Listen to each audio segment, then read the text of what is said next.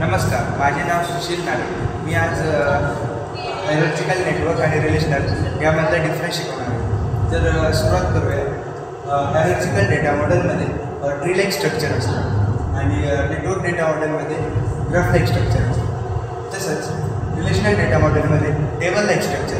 हायरार्चिकल data मॉडेलमध्ये tree like structure असतं. आपल्याला कसं सांगतो तर तुम्ही बघू शकता, एक बेस क्लास असतो जसं की ओपी आणि दोन डिराइव्हड क्लास असतात.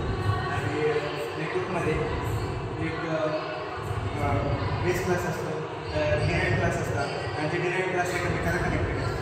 त्याचप्रमाणे रिलेशनलमध्ये टेबल असतं.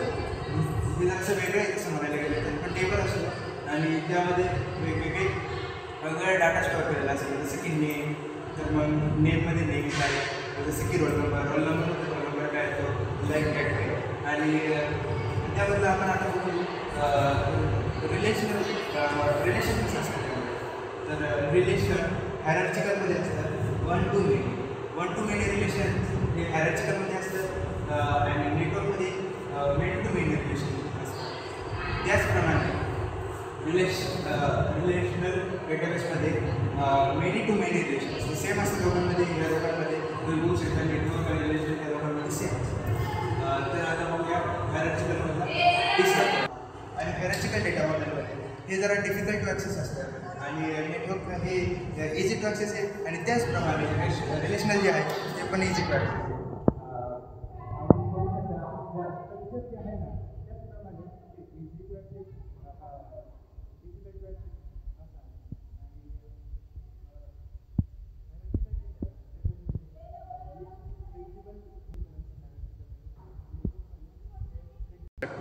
हायरार्चिकलमध्ये डिफिकल्ट टू ॲक्सेस असतं आणि नेटवर्कमध्ये इझी टू ॲक्सेस असतं. त्याचप्रमाणे रिलेशनलमध्ये इझी टू ॲक्सेस असतं.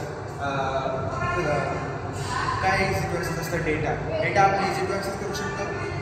रिलेशनलमध्ये डेटा जरा डिफिकल्ट असतो ॲक्सेस करायला आणि हायरार्चिकलमध्ये लेस फ्लेक्झिबल असतं. नेटवर्कमध्ये फ्लेक्झिबल असतं आणि रिलेशनलमध्ये फ्लेक्झिबल असतं.